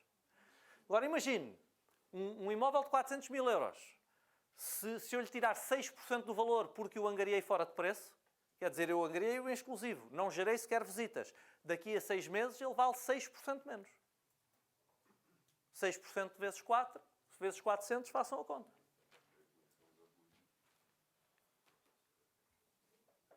São menos 24 mil euros para o cliente. Se fizessem isso com um imóvel vosso, vocês gostavam que alguém vos fosse 24 mil euros ao bolso, só porque não foi profissional? Eu não gostava, eu ficava lixado. Mas não é uma boa forma de começar. Mas continua. É.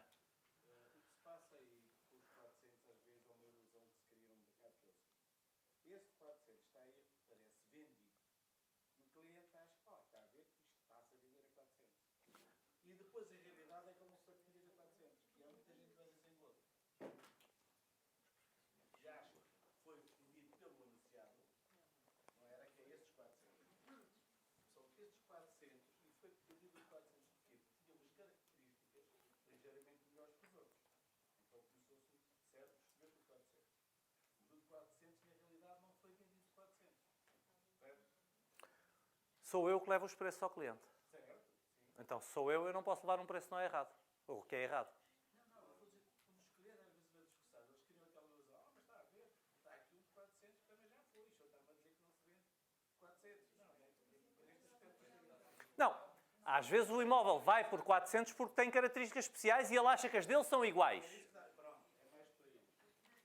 Mas aí continua a ser a minha capacidade de consultor dizer-lhe, olha, Sr. Vilhena, este imóvel eu até conheço pessoalmente.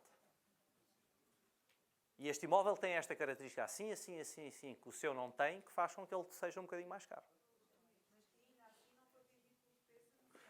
Mas não, aí espera, aí é outra coisa, porque sou eu que levo os preços ao cliente.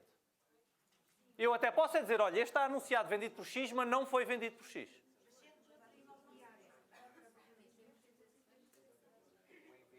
Às vezes eu tenho que ir investigar.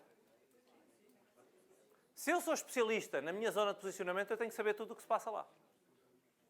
Eu sou o profissional do mercado, eu tenho que saber tudo o que se passa ali. Eu já tive reuniões com colegas vossos que são bailes. Eles sabem tudo. Sabem a história do imóvel. Quanto é que foi vendido em 1998? Foi vendido a fulano tal. Depois veio um fundo e comprou aquilo por X. Entretanto foi arrendado. Este fulano levou um... Eles sabem contar a história do imóvel. Parece que o imóvel é da família deles. Porquê? Porque são grandes profissionais. Agora, esses fulanos faturam muito, obviamente. Com este nível de conhecimento do mercado, eu conheço colegas vossos que falam de Lisboa como eu falava da minha aldeia. Conhecem toda a gente, quanto é que mora, quanto é que pagou, quanto... Porquê? Porque é o trabalho deles. Andam na rua e andam a saber. Mas também há uma questão que é o seguinte. Muitas das vezes esses imóveis, por quem trabalha em aberto, são colocados acima do preço. Porque os Quase proprietários sempre. já têm a noção de que aquilo é para negociar para baixo. Quase sempre. Se for colocar a preço de mercado, ainda hão de querer negociar mais para baixo. Isso cria, obviamente, a ilusão que aquilo é o preço. Quando eu angario no aberto, o preço nem sequer é uma discussão. Sim, mas a realidade é que... Aliás, eu até gosto de dar um preço um bocadinho mais alto, porque é mais fácil. O meu... Podem não concordar à vontade. Não, a realidade é essa. Quando há muitos imóveis que estão acima do preço, precisamente por isso. Sabe, eu nem vi quem disse não concorda e não interessa. Sabem porque é que alguém diz não concordo numa coisa destas? Está a pensar, eu não faço. Eu não estou a falar de si, seja quem for. Eu estou a falar do mercado. Quando eu falo do consultor imobiliário, eu falo do mercado, eu falo da média. Falo da média. Ah, mas eu não faço isso. Tudo bem, mas não precisa dizer sequer a ninguém aqui que não faz. Só o seu ego é que precisa de afirmar isso. Não. Ah, eu não faço. Ótimo, ainda bem que não faz. Ainda bem que não faz. O mercado faz. Porque é mais fácil. Ah, pode ser que chegue lá. Vamos atirar aqui para X, pode ser que chegue lá. Desculpem, isto nunca acontece. Eu é que estou a exagerar. Tínhamos aqui outro braço. Paulo, eu há uns 2 anos tive uma formação que o senhor estávamos a falar em valores, em preço de mercado, e o senhor até era canadiano. E eu não... Então posso dizer que ele é uma besta, que ninguém lhe vai contar. Não sei sequer o que é que ele disse. Este tema vem à baila, que isto, quanto a mim, é das partes mais difíceis do negócio. Não devia ser, mas vá. E eu perguntei na altura se ele, tendo noção que o imóvel estava acima do valor do mercado, se ele angariava ou não. Eu fiz-lhe essa pergunta. E ele deu-me 2 respostas. Por um lado, disse-me a mim que angariava se a motivação do vendedor fosse alta. Ok? Se a motivação de venda fosse alta, ele angariava. Porque mais tarde ou mais cedo, ele conseguiria ir fazendo baixas de preço. E disse-me também que se ele frisava que informava os clientes sempre que estava acima do valor do mercado. Mostrava. Mas se realmente as pessoas quisessem que ele angariasse acima do valor do mercado, desde que fosse um imóvel vendável e que houvesse a tal da motivação que ele angariava. Qual é a sua opinião acerca disso? Bom, é a opinião de um colega de um colega orador. Estava aqui quase que a adivinhar que esse senhor tem mais de 70 anos. O que significa que ele não estava no mercado na altura em que os motores de busca e o Google e a transparência de informação mudou.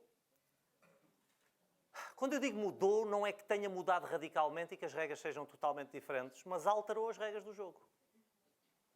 Então deve ser ponderado a opinião dele que é mais válida do que a minha,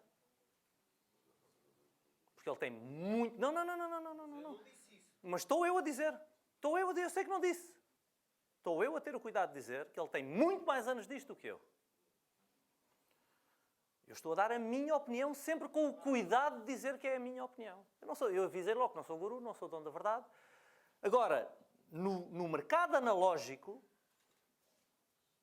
e no mercado de posicionamento local, que eu está-me a cheirar que é disso que estamos a falar,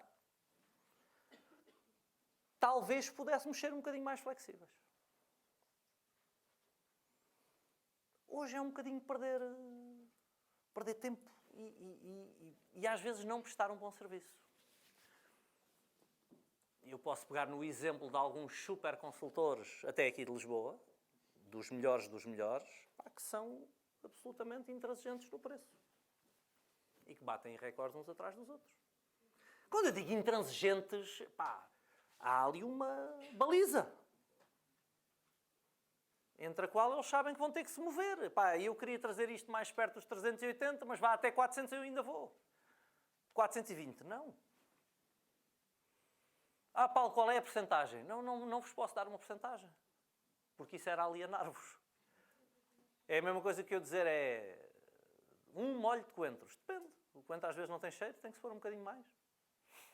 Então, depende das curvas do mercado até, e aquilo que está a acontecer, as alturas em que eu flexibilizo um bocadinho mais, um bocadinho menos, depende às vezes da minha carteira. Não tenho nenhuma angariação. Às vezes, caraças, eu preciso de qualquer coisa, não é? Então, às vezes, eu ali, não é baixar as calças até lá abaixo, mas às vezes tem que se ver aqui um bocadinho do, como dizem no Brasil, do cofrinho, não é? Às vezes tem que aparecer. Não é? Às vezes, se eu estou seco, às vezes sou um bocadinho menos exigente. Agora imaginem que eu tenho 20 super angariações, T2 e T3, centro da cidade a preço de mercado. E eu vou ser muito mais exigente no preço. É óbvio. Porque aquelas 20 eu sei que as vou vender nos próximos 2, 3 meses. Para eu ir pôr energia noutro imóvel, tem que ser um imóvel que eu também saiba que vai sair como aqueles. Ou seja, a musculatura do meu pipeline de vendas permite-me ser mais exigente. Eu não preciso tanto daquele imóvel. Agora, quando eu estou aflito, às vezes preciso um bocadinho mais. Então depende de muita coisa. Pessoal, embora nós gostemos de... E eu adoro grelhas. Quando é assim, faz assim. Quando é assim, faz assado. A vida não tem grelhas. Não era fácil para todos nós. Cada um de nós instalava-se a grelha e... Então e agora? Para ali. Não, muito disto é o nosso entendimento, a nossa filosofia, a nossa... E há várias maneiras de tirar a pele a um gato. Ou seja, outra coisa que nós tendemos a procurar é que há uma forma certa de fazer as coisas e as outras são erradas. Não há. Dentro do mesmo... Às vezes até mesmo dentro da mesma linha, nós temos estilos diferentes. E nós temos sempre que temperar as coisas dentro do nosso estilo. O ano passado trouxe cá o meu sócio do Brasil e levei-o a ver as maiores imobiliárias, algumas das maiores aqui em Lisboa, de várias marcas, pessoas que são minhas amigas e que eu tenho contato, e disse, olha, deixa o Ives passar lá um dia. E ele foi ver isto. E às tantas ele veio impressionadíssimo de uma delas a dizer, eu vou ser aquele gajo. Eu vou fazer como ele, aquele gajo é o maior, vou fazer como ele. E eu disse, não faças, porque tu não és ele. Não estou a dizer que ele faz alguma coisa errada, mas tu não és ele. Há coisas que funcionam com ele que não vão funcionar contigo. Então não faças como faz o Zé, não faças como faz o Paulo, vê o que tu podes aprender com o Zé, experimenta o que te serve. Há coisas que tu vais ver que ensaias e corre bem e outras não tão bem. Vê o que tu podes aprender com o Paulo, vê o que tu podes aprender com a Maria, com a Manuela e cria o teu próprio estilo dentro daquilo que tu vais aprendendo com os outros. Mas não tentes ser igual a uma pessoa que tu não és. Porque a pior coisa que nós podemos fazer é tentar ser uma pessoa que nós não somos. Dar-vos um exemplo simples e temos mesmo que interromper para o almoço. Quando eu comecei a falar em público, eu sempre gostei em tudo aquilo que fiz de ir ver quais são as maiores referências que existem no mercado e tentar fazer parecido com elas. Quando comecei a falar em público, um dia fui nas Ilhas Fiji e assisti a uma palestra de um fulano chamado Jeff Gitomer, que é provavelmente o orador de vendas mais famoso do mundo nesta altura. É um americano. Pá, e o gajo deu uma palestra, uma coisa brutal, sentido de humor, pôs-nos todos a rir à gargalhada. Pá, e o gajo fez uma coisa muito gira, é que ele não falava do palco. Ele veio para aqui, para o meio da rapaziada, e ele falava no meio do público. Desculpe. Ele vinha para aqui e falava, ele deu a palestra aqui, e eu achei aquilo o máximo. Eu disse, quando eu der palestras, eu vou fazer aquilo. E comecei a dar palestras aqui. E depois comecei a perceber, eu não me sinto nada bem aqui no meio de vocês. Para já, a minha educação diz-me que não é nada educado, que não é nada simpático, que não é delicado dar as costas para metade da sala. Então, se eu estiver a falar aqui e estiver de costas para metade de vocês, eu já não me sinto bem. E depois como é que eu me vou embora daqui? É que esse é outro problema. É que eu arranco como? De costas? E vou de costas para toda a gente? E será que as calças me ficam bem? Ou vou a Michael Jackson? Ou seja, como é que eu volto para aqui? Então eu percebi que aquilo não funcionava para mim. Depois a seguir fui ver o Tony Robbins. E aquilo, o Tony Robbins, música aos berros e tudo aos saltos. E eu dei palestras em que eu dizia, levantem-se, agora... E depois, isto não sou eu. Isto é o Tony, isto não sou eu, pá, eu não sou assim. Não há nada de errado com aquilo. Aquilo está muito bem feito, o gajo é genial. Mas eu não sou o Tony, eu não sou assim, eu não faço as pessoas caminhar sobre brasas. Porquê é que eu vou prostituir a minha forma de estar para representar um boneco que não sou eu? Isto faz sentido ou não? Uma das maiores referências da minha vida no palco era Jim Rohn, que já faleceu. O Jim Rohn quase sempre falava atrás de um púlpito. Eu não consigo falar atrás de nada. Eu acho que não pode haver uma barreira entre mim e as pessoas que me estão a escutar. Pá, eu falei 2 ou 3 vezes atrás de um púlpito porque tinha que ser, porque era ali que estava o microfone e era uma sala muito grande. Pá, não gosto. Tem uma barreira. Não gosto. Agora, se vocês forem ver e analisar e conhecerem, o meu estilo tem um toquezinho de Jeff Gitomer. Há tiques que eu trouxe comigo. Talvez haja aqui uma coisa ou outra de Tony Robbins. Provavelmente há. Pouco, mas há. Há um ou outro detalhe. Jim Rohn há bastante. Mas há coisas que não me serviram. Então, vocês pescam uma coisinha de um lado, outra coisinha do outro e formatam o vosso próprio estilo. E é quando nós temos o nosso próprio estilo genuíno, ainda que sofra várias inspirações, que as coisas nos saem melhor. Então, isto para responder à questão, eu não posso dizer que esse fulano, que é uma autoridade máxima, está errado. Nem me atrevo a achar que está errado. Agora, é preciso temperarmos aquilo que ele diz do enquadramento em que ele diz. Tá? Então não está errado nem está certo. É uma perspectiva dele. Talvez eu seja um bocadinho exigente demais, não sei. Ou talvez a coisa possa ser feita assim e ser feita um bocadinho mais exigentemente. Não há certos nem errados.